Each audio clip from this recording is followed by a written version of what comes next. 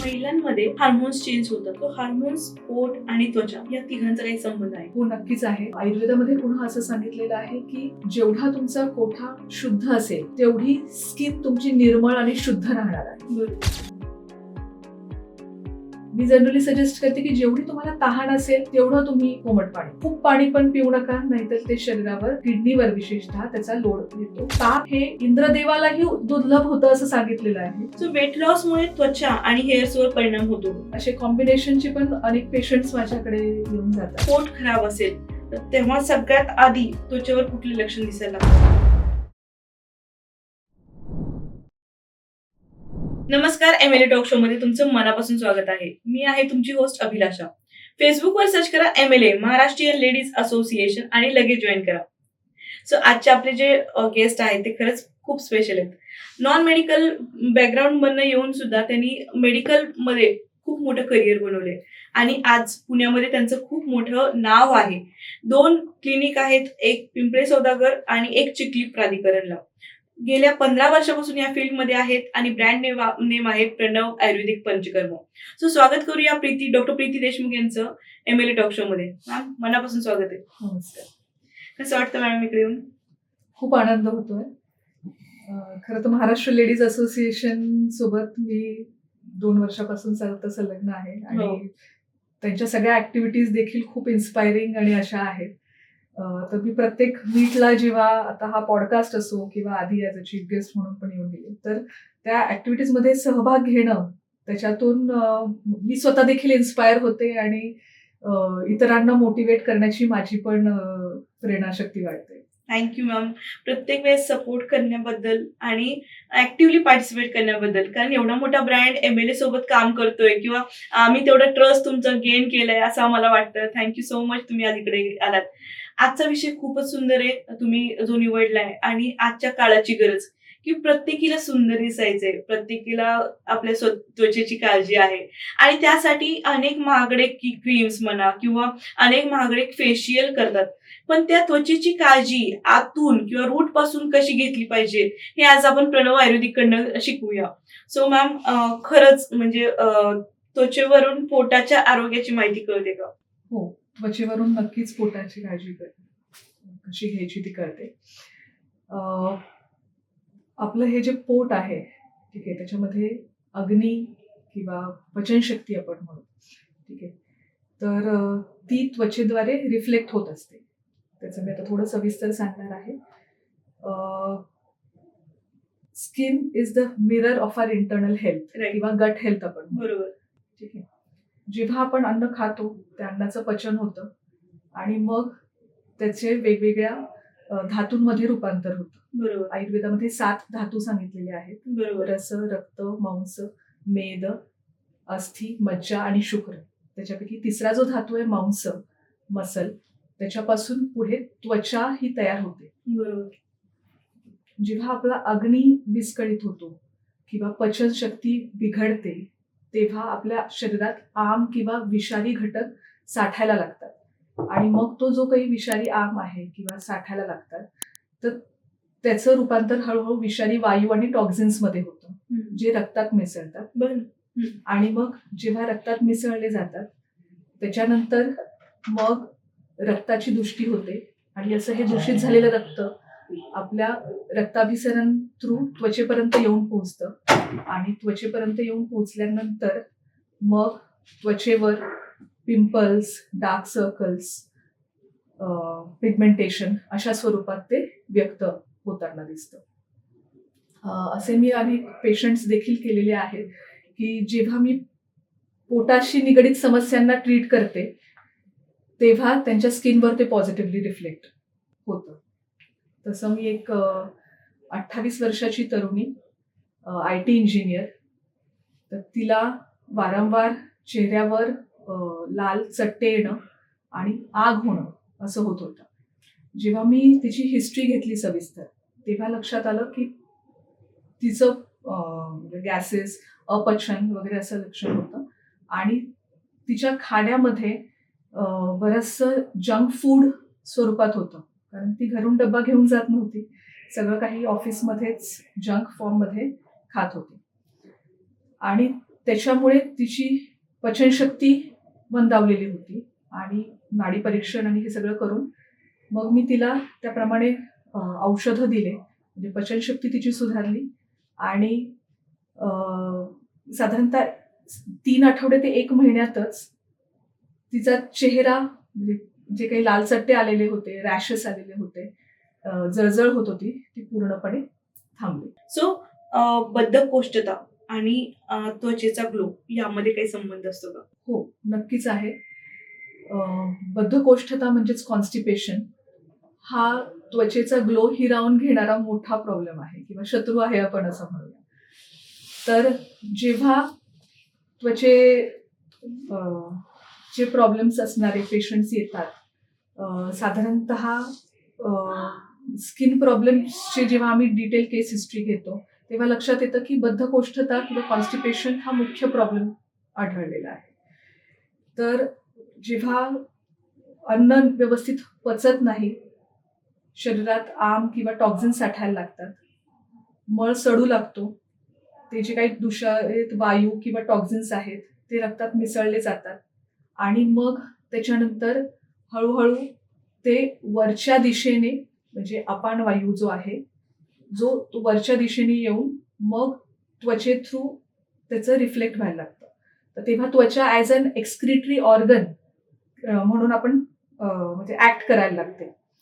म्हणून जो काही पोटात साठलेली घाण आहे, आपण साध्या भाषेत म्हणू, तर ती त्वचेच्या मार्फत सिबेशियस ग्लँड्स जे असतात त्वचेच्या अंडर, तर त्याच्या थ्रू बाहेर रिफ्लेक्ट व्हायला लागते आणि मग पुन्हा पिंपल्स येणं, पस्च्युलर पिंपल्स येणं, स्किन टॅन होणं, डार्क सर्कल्स दिसणं, पिगमेंटेशन, हे अशा पद्धतीने मेलाझ्मा अशा स्वरूपाचे मग प्रॉब्लेम्स जनरली सुरू होतात.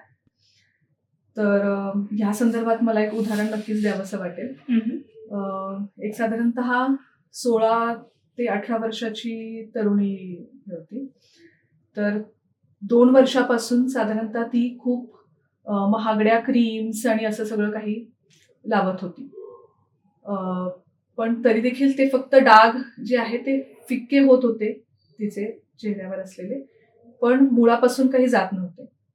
जेव्हा ती ट्रीटमेंटसाठी माझ्याकडे आली, तर तिने हिस्ट्री सांगितली की मी भरपूर डर्मॅटॉलॉजिस्टकडे पण जाऊन आले आणि वेगवेगळ्या स्किन ट्रीटमेंट्स पण घेतल्या. मी एक्सटर्नल स्वरूपातली भरपूर ट्रीटमेंट्स केले.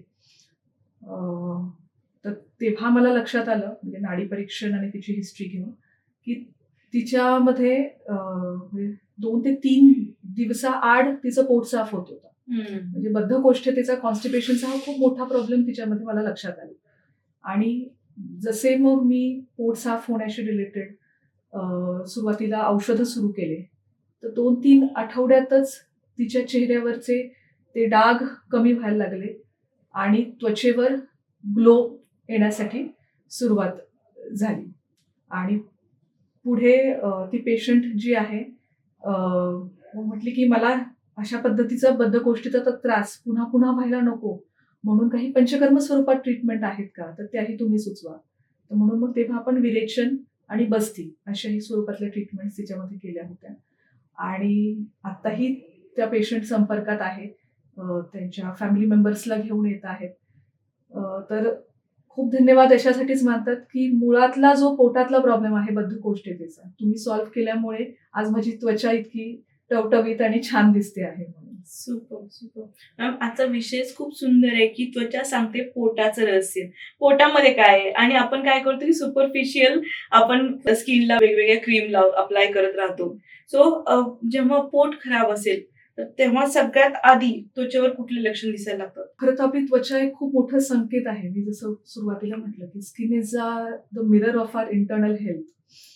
तर आपल्या शरीरातला जेव्हा वात दोष वाढतो तेव्हा शरीरावर जसं त्वचा रखरखीत होणं, कोरडी होणं, त्याच्यानंतर खूप प्रमाणात ड्रायनेस दिसून येणं किंवा खवल्या पडल्यासारखं दिसणं, जसं सोरियासिस सारख्या पेशंट्समध्ये किंवा स्केली डॅन्ड्रफ सारख्या पेशंट्समध्ये आपल्याला बघायला मिळतं.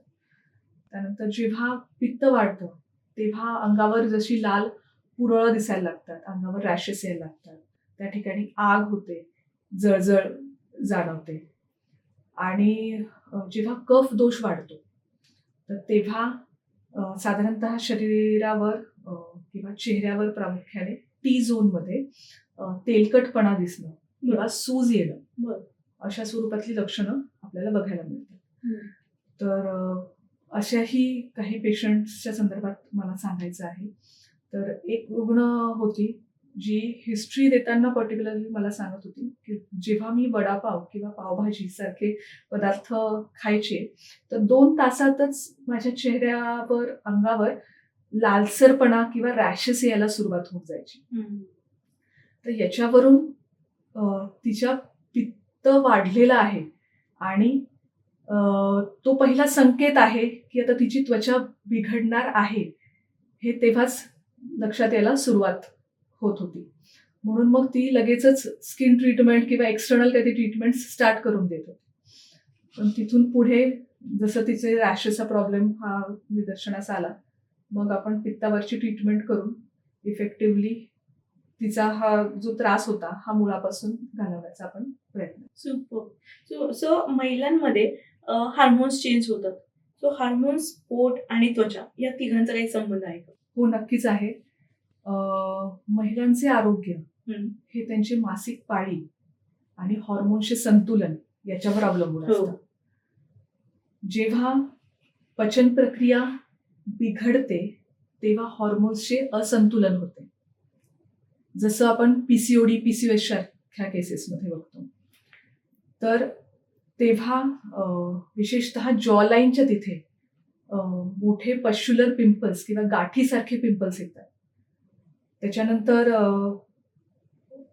त्वचा जी आहे ही निस्तेज दिसायला लागते किंवा काहींना पिगमेंटेशन स्वरूपात दिसायला लागते. डोळ्याखाली डार्क सर्कल्स येणं, त्यानंतर हर्सुटिझम किंवा अनावश्यक ठिकाणी केस दिसायला सुरुवात होते.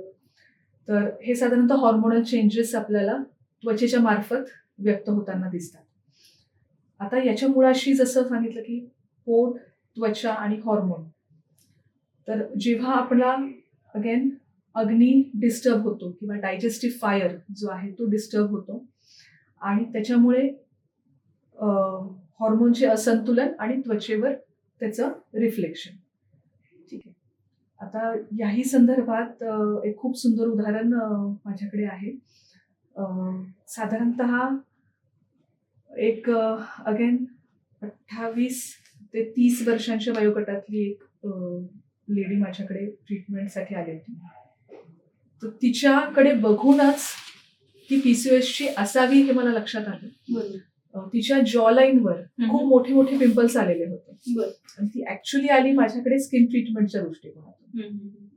तर जेव्हा तिची डिटेल केस हिस्ट्री घेतली, तिच्या मासिक पाळीची सगळी माहिती घेतली, तेव्हा ती मासिक पाळी डिस्टर्ब होती. त्याच्यानंतर वजन तिचं खूप वाढलेलं होतं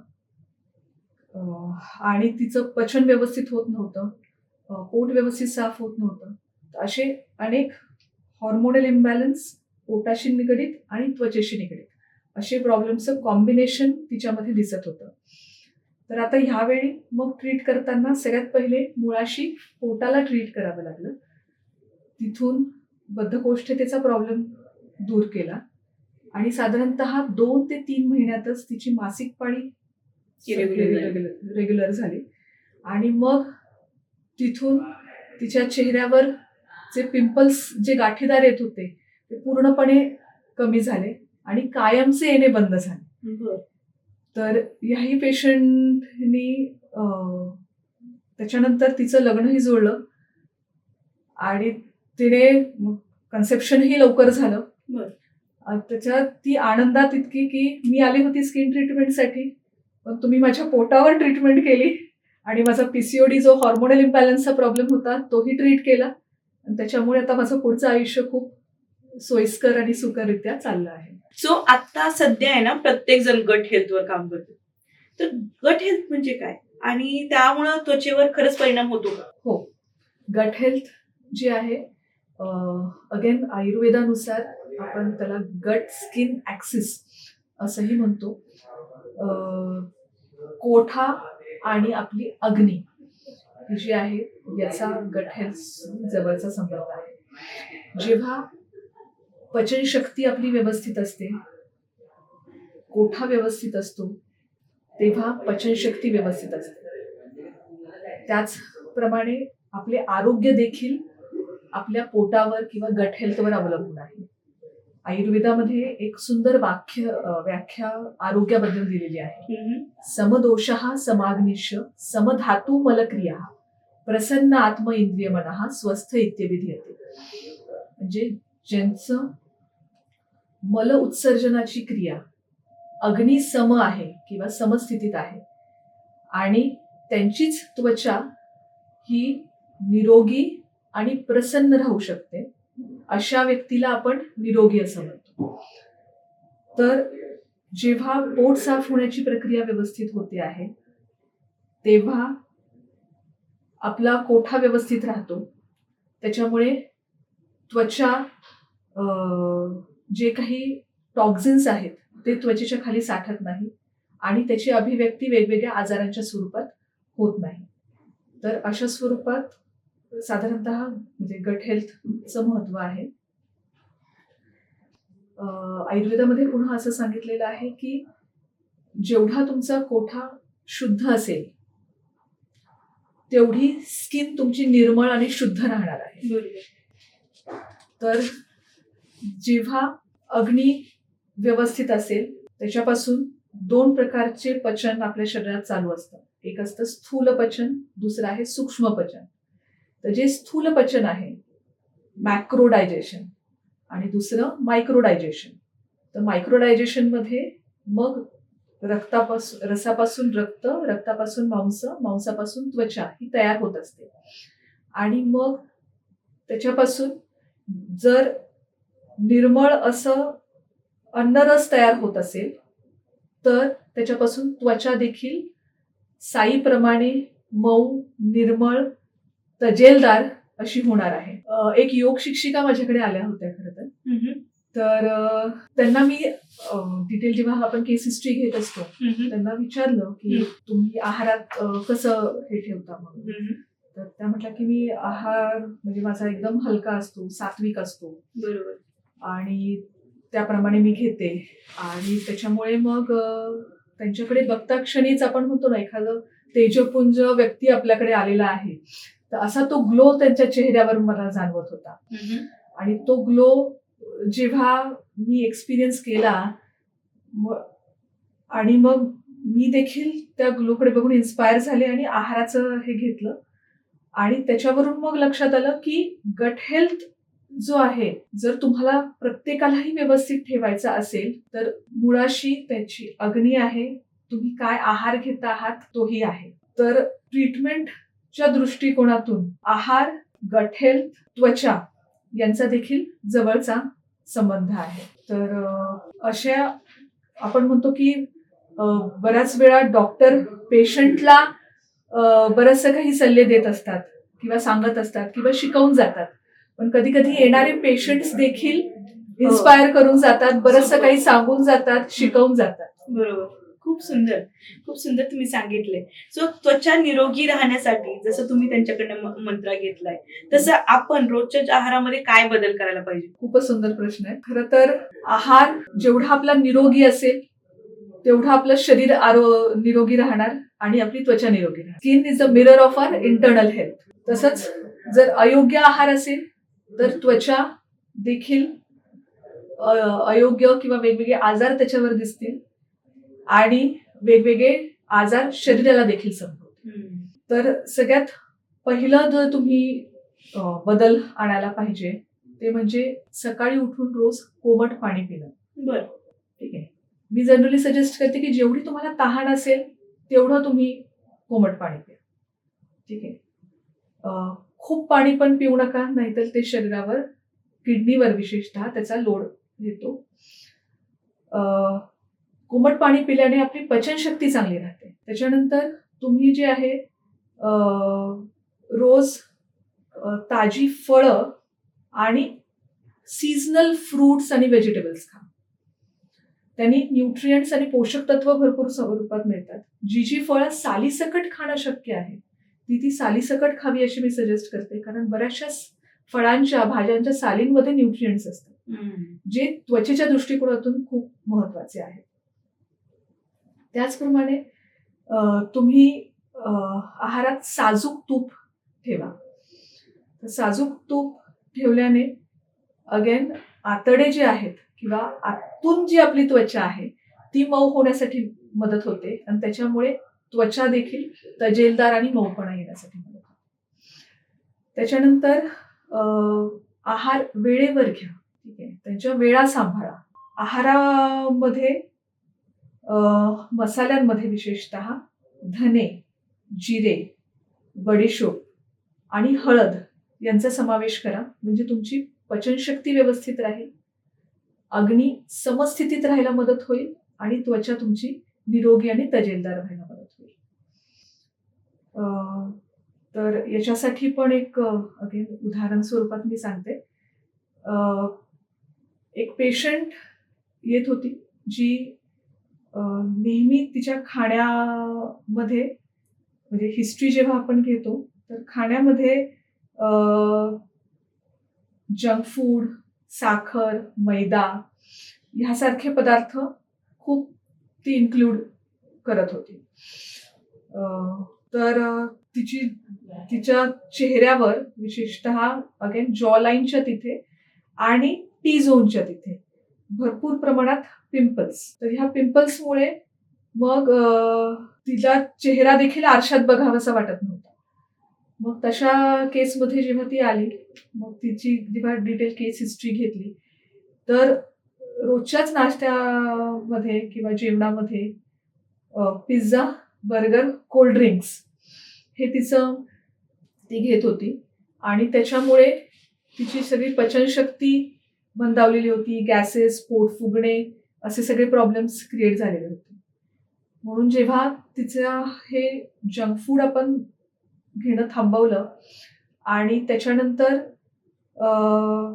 तिला सांगितलं की तुझ्या पचनशक्तीवर आणि याच्यावर काम करणारी मी औषधं देते आहे.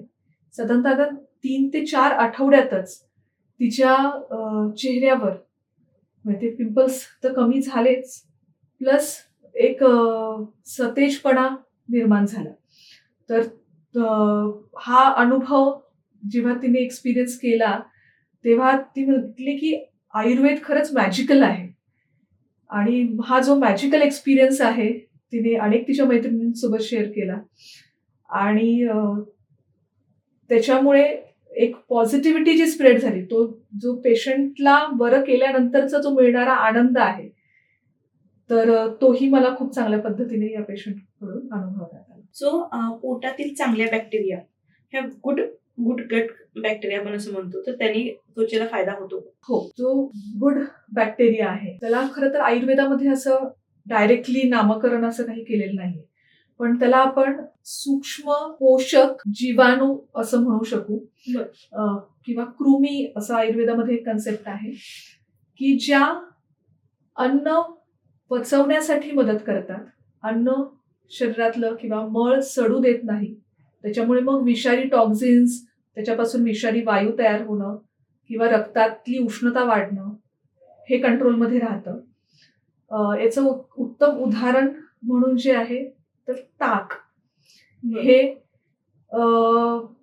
आपलं प्रोबायोटिक म्हणून काम करतं आणि रक्तातली उष्णता कमी करणं, अन्नपचन व्यवस्थित होणं, त्याच्यानंतर विषारी वायू, टॉक्झिन्स आपल्या शरीरात न साठणं हे एक उत्तम कार्य ताक करतं. तर ताक कधी घ्यावं तेही आयुर्वेदामध्ये खूप छान पद्धतीने सांगितलंय. भोजनांते किम पेयम, जेवणाच्या शेवटी काय प्यायचंय तर तक्र, ताक. आणि ताक हे इंद्रदेवालाही दुर्लभ होतं असं सांगितलेलं आहे.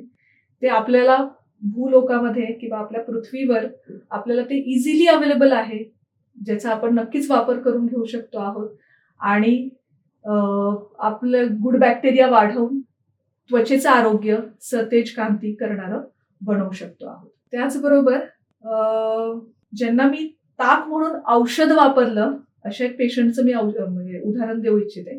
जेव्हा एका पेशंटला खूप चेहऱ्यावर कोरडेपणा आलेला होता आणि गॅसेस, पोट फुगणे हा त्रास होत होता आणि अग्नी किंवा पचनशक्ती देखील मंद झालेली होती. चेहऱ्यावर ड्रायनेसमुळे अक्षरशः खवले उठलेले होते. तर जेव्हा केस हिस्ट्रीतून हे सगळं जाणून घेतलं आणि त्याच्यानंतर काही ठराविक औषधांबरोबर ताक हे औषध म्हणून देखील सुरू केलं. बरोबर. रोजच्या दुपारच्या जेवणामध्ये ताक घ्यायला सांगितलं. तर अगेन विदिन 3 to 4 weeks मध्येच पेशंटच्या ती त्वचा जी आहे खवले कमी झाले आणि त्वचा छान कांतिमान दिसायला लागली आणि जे पचनाचे प्रॉब्लेम्स होते तेही कमी झाले आणि पेशंटला खरंच आश्चर्य वाटलं की फक्त ताक हे ऍडिशनल सुरू करून माझ्या आहारामध्ये मी एवढे बदल अनुभवू शकतो आहोत. तर आयुर्वेद जे सायन्स ऑफ लाईफ आहे, तर हे छोट्या छोट्या घरगुती आपण वापरातून किती इफेक्टिव्हली वापरून त्याचा बदल बघू शकतो आहे आपल्या रोजच्या जीवनात. तर हेही आपण या पेशंटच्या माध्यमातून मला बघायला मिळालं. सो आपण महिलांनी कोणत्या 5 सवयी आजपासून बंद केल्या पाहिजेत ज्यामुळं त्वचा आणि पोट दोन्ही सुधारेल? सुंदर प्रश्न आहे. कारण महिलांचे आरोग्य म्हटले, विशेषतः त्वचेचे आरोग्य म्हटले की सुरुवात ही पोटापासूनच होते. ठीक आहे. म्हणून मग सगळ्यात पहिली जी सवय सोडायला हवी ती आहे चहा आणि कॉफी. बापरे. सकाळी उठल्यावर जो काही चहा आणि कॉफी घेतली जाते त्याच्यामुळे शरीरातलं पित्त हे भडकतं मी म्हणेल आणि त्याच्यामुळे त्वचेवर विपरीत परिणाम किंवा त्याच्या लालसर होणं असे दिसायला लागते. दुसरं जे आहे अवेळी झोपणं, हो. त्यानंतर रात्री जागणं आणि दिवसा झोपणं. तर ह्या तिन्हीमुळे, जसं अवेळी झोपेमुळे किंवा दिवसा झोपल्यामुळे आयुर्वेदानुसार शरीरातलं पित्त आणि कफ वाढतो आणि जेव्हा आपण रात्री जागतो तेव्हा शरीरातला वात आणि पित्त वाढतं. तर म्हणून आपण ते कम्प्लिटली अवॉइड करायला पाहिजे.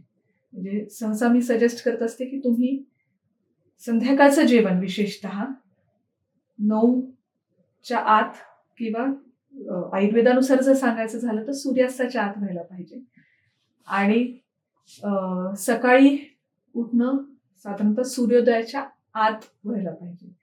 तर त्याप्रमाणे तुमचं रुटीन बनवलं तरी चालणार आहे. त्याच्यानंतर जंक फूड, साखर, मैदा, प्रोसेस्ड फूड हे जे इझिली आता अवेलेबल आहे, ब्लिंकिट वरनं मागवा, झोमॅटोवरनं मागवा इझिली. तर हे सगळं जे काही प्रोसेस्ड फूड आहे तर त्याच्यामुळे आपली पचनशक्ती बिघडते आहे. आणि मगाशी आपण जे काही गट हेल्थ आणि याच्याविषयी बघितलं, तर skin is the mirror of our internal health, gut health. तर जर आपल्याला गट हेल्थ व्यवस्थित ठेवायची असेल तर हे सगळं खाणं कंट्रोलमध्ये ठेवावं लागेल. काही स्थितीमध्ये जर आजारा स्वरूपात ऑलरेडी तुम्ही एक्सपिरियन्स करत असाल तर मग बंद करावं लागेल. त्याच्यानंतर तुम्ही खाण्यामध्ये जे आहे वेळेवर, जसं मी मगाशी सांगितलं की वेळेचं नियोजन करा. सकाळचा नाश्ता हा साधारणतः 7 ते 9च्या मध्ये झाला पाहिजे. दुपारचं जेवण हे 12 ते 2च्या दरम्यान झालं पाहिजे. तो पित्ताचा काळ सांगितलेला आहे. आणि संध्याकाळचं जेवण सूर्यास्ताच्या आत झालं पाहिजे. त्याच्यानंतर अध्यशन, एक आयुर्वेदामध्ये टेक्निकल शब्द वापरलेला आहे, म्हणजे भूक लागली नसताना खात राहणं. ते पण खूप होत राहतं बऱ्याच जणांच्या बाबतीत. त्याला स्ट्रेस इटिंग पण काही जण म्हणतात. काहीच काम नाहीये, विचार चालू झालाय, मग आता भूक लागल्यासारखी झालीये, पॉपकॉर्न टाक तोंडात, बर्गर मागव, झोमॅटोवरून पिझ्झा मागव. तर ह्या अशा पद्धतीने जर खाण्याच्या ह्या सवयी ठेवल्या तर सगळं काही विस्कळीत, म्हणजे विशेषतः पोटची पचनशक्ती मंदावणार आहे. त्याचनंतर 5वं जे आहे ताणतणाव मुक्त असं जीवन. त्याच्यासाठी मेडिटेशनचा रोज तुम्ही अवलंब करावा, ज्याने लॉंग टर्मच्या दृष्टिकोनातून स्ट्रेस फ्री रिलीफ मिळायला देखील तुम्हाला नक्कीच मदत होईल. सुपर. जर चहा बंद करायचं तर चहाच्या ऐवजी किंवा सकाळचं पेय काय असलं पाहिजे? सकाळचं पेय आता जसं तुम्हाला सांगितलं, आयडियली खरं तर फक्त कोमट पाणीच असायला हवं आहे. नाहीतर मग आयुर्वेद आपण हर्बल टी स्वरूपात तुम्ही घेऊ शकता आहात. बरं. तुळस, पुदिना, आलं, जिरं याचं तुम्ही ग्रीन टी बनवून घेऊ शकता आहात किंवा बरं. हर्बल टी स्वरूपात बनवून घेऊ शकता. सो आजकाल सगळेजण वेट लॉसच्या मागे लागले. सो वेट लॉसमुळे त्वचा आणि हेअर्सवर परिणाम होतो का? वेट लॉस आणि हेअर लॉस असे कॉम्बिनेशनचे पण अनेक पेशंट्स माझ्याकडे येऊन जातात. त्यांची इफेक्टिव्ह ट्रीटमेंट करताना विशेषतः एवढ्यात त्यांनी काही क्रॅश डाएट किंवा किटो डाएट काही केलं आहे का हो. याची सविस्तर हिस्ट्री घ्यावी लागते. तर बऱ्याच वेळ असं लक्षात येतं की 2 ते 3 महिने किटो डाएट किंवा क्रॅश डाएट झाल्यानंतर म्हणजे जो काही चुकीच्या पद्धतीने आहार फॉलो केलेला आहे त्याच्यामुळे अचानक चेहरा जो आहे निस्तेज दिसू लागतो, त्वचा कोरडी पडलेली दिसते, गाल आत गेलेले दिसतात आणि त्वचेवर सुरकुत्या किंवा आपण म्हणू की म्हातारपण आल्यासारखं किंवा अकाली वृद्धत्व येतं. तर अशी लक्षणं साधारणतः दिसायला लागतात. तर म्हणून जनरली आयुर्वेदानुसार असं सजेस्ट केलं जातं की तुम्ही हलका, पोषक आणि सहज पचणारा असा आहार ठेवावा. त्यानेही इफेक्टिव्हली वजन कमी होण्यासाठी मदत होते. आणि त्याच्यासोबत व्यायाम आणि ह्या गोष्टी ठेवा. फक्त क्रॅश डाएट किंवा किटो डाएट याच्यावर अवलंबून न राहता किंवा ज्याने तात्पुरता परिणाम होऊन तुमची त्वचा किंवा शरीराचं आरोग्य देखील बिघडणार आहे अशावर अवलंबून शक्यतो राहू नये. बरोबर. सो त्वचा नेहमी निस्तेज दिसायला लागली आहे की नाही का त्याच्यावरचं तेज सगळं निघून गेलेलं आहे. सो अशा वेळेस कुठल्या चाचण्या करायला पाहिजे किंवा कुठल्या टेस्ट करायला पाहिजे? आयुर्वेदामध्ये तसं नाडी परीक्षण सांगितलेलं आहे. नाडी परीक्षणावरून देखील अनेक वैद्य कुठल्या रूपातला दोष शरीरातला वाढला आहे किंवा कुठल्या प्रकारचा कोठा आहे त्याच्यानुसार काय औषधं द्यायला हवी आहेत किंवा कशा ट्रीटमेंट्स करायला हव्या आहेत हे जाणून घेतात. तसंच आधुनिक परिभाषेत काही चाचण्या जसं कम्प्लीट ब्लड काउंट आहे, ठीक आहे, त्याच्यात आपण हिमोग्लोबिन वगैरे तपासतो. जर हिमोग्लोबिन कमी झालेले असेल तर चेहरा हा निस्तेज, फिकट आणि पांढरटसर दिसायला लागतो. त्याच्यानंतर थायरॉइडची टेस्ट केली जाते. त्याच्यामध्ये T3, T4, TSH thyroid function taste असं त्याला म्हटलं जातं. तर त्याच्यामध्ये त्वचा ही जनरली थायरॉइडच्या डिसऑर्डर्समध्ये त्वचा ही कोरडी रखरखीत व्हायला लागते, खास सुटायला लागते त्वचेला. त्यानंतर त्वचेच्या दृष्टिकोनातून एक सिरम फेरेटिन नावाची एक टेस्ट केली जाते. त्याच्यामध्ये लोहाची कमतरता आहे का अगेन तेही बघितलं जातं.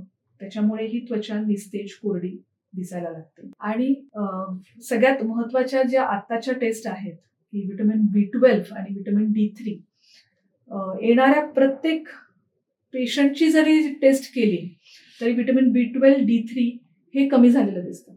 जसं माझ्या प्रॅक्टिसमध्ये जेव्हा पचनशक्तीवर काम करणारे काही औषधं द्यायची असतील किंवा त्वचा सुधारण्याच्या दृष्टिकोनातून ट्रीटमेंट करायची असेल, जर त्यांचं व्हिटॅमिन B12, D3 कमी असेल तर पचनशक्तीही मंदावलेली असते आणि त्वचेची कांतीही कमी झालेली असते आणि त्वचेपर्यंत ती पोषक तत्व पोहोचवण्याचे घटकही पुरेसे त्यांच्यामध्ये नसतात. Super super. सो घरगुती उपाय आणि सायंटिफिक दृष्टिकोन यामध्ये फरक असतो का? घरगुती उपाय जनरली हे आपण IQ माहितीवर घेत असतो.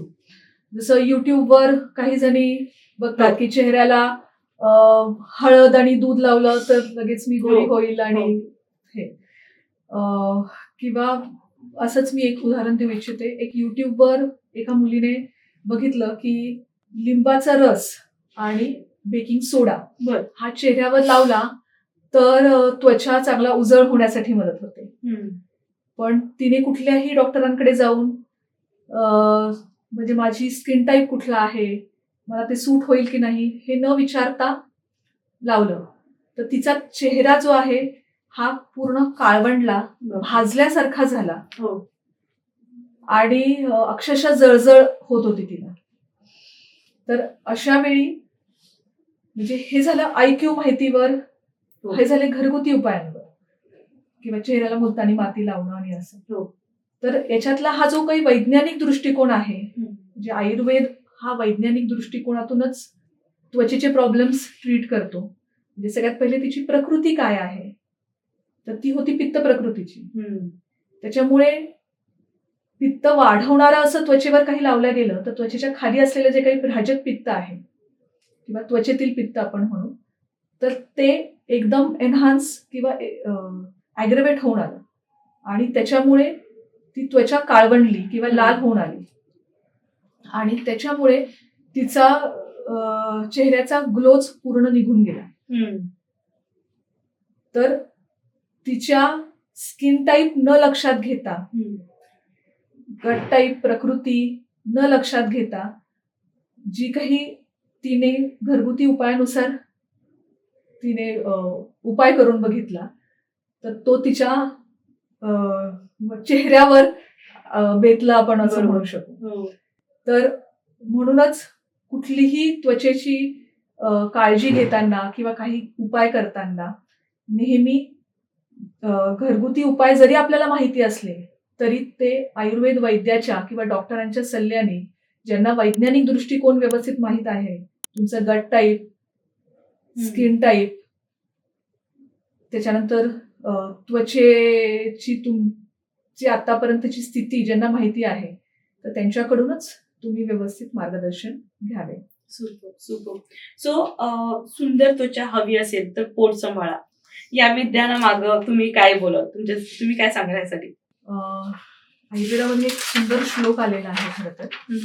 शांते अग्नौ म्रियते रोगी स्यात् विकृते युक्ते चिरम जीवती अनामयः तस्मात अग्नी निरुच्यते. अग्नी जर शांत झाला तर आपला जीव जातो.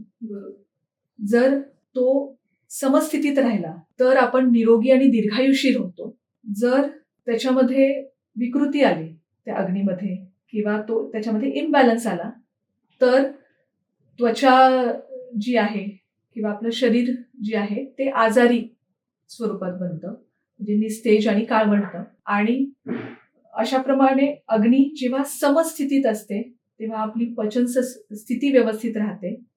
अन्नरस ज्याच्यापासून पुढील धातू निर्माण होतात, म्हणजे रसापासून रक्त, रक्तापासून मांस, मांसापासून त्वचा, हे निरोगी तयार होत जाते आणि त्वचा जी आहे ही सतेज कांतिमान बनते. जशा आरोग्याच्या व्याख्येमध्ये पण आपण मगाशी बघितलं की जर अग्नी सम असेल, समस्थितीत असेल, त्याच्यानंतर जर आपली गट हेल्थ व्यवस्थित असेल, मलोत्सर्जनाची कार्य म्हणजेच पोट व्यवस्थित साफ होत असेल, तर त्वचा ही निरोगी, सतेज आणि कांतिमान.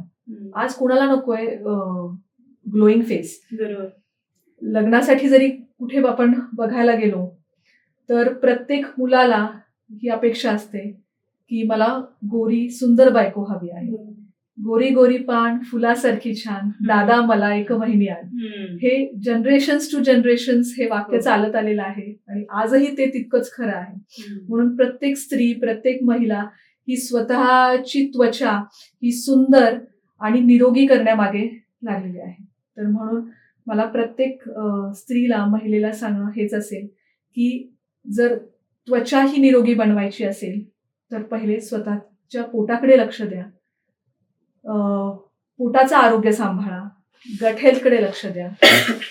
Skin is a mirror of internal health. Super super. So ma'am, आपण आता उत्तरार्धाकडे आलो आहे पॉडकास्टच्या.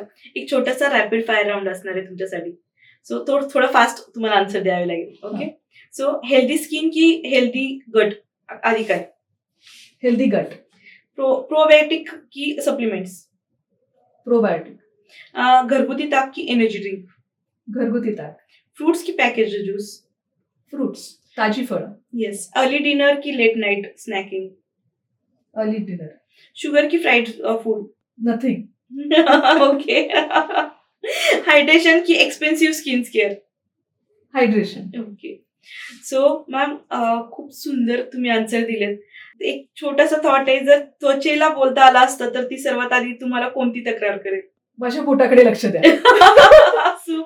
सुपर. सो मॅम तुम्ही आज इकडे आलात आणि प्रत्येकाला सुंदर व्हायचे. तुम्ही खूप इम्पॉर्टंट इन्फॉर्मेशन तुम्ही आज दिली आहे, की प्रत्येक जण काय होतं ना, की वरवरची त्वचा आणि पिंपल्स आणि या गोष्टीकडे लक्ष देतं.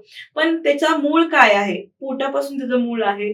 तर त्या मुळाला तुम्ही हात घालून म्हणजे पोट कसं नीट ठेवायचं किंवा व्यवस्थित ठेवायचं जेणेकरून आपली त्वचा, स्किन एकदम ग्लोईंग आणि तुकतुकीत होईल. लाइक स्टार कास्ट वगैरे असं. सो खरंच तुम्ही खूप छान इन्फॉर्मेशन दिली आहे. थँक यू सो मच तुम्ही आज इकडे आलात आणि एवढी इन्फॉर्मेशन दिल्याबद्दल. धन्यवाद.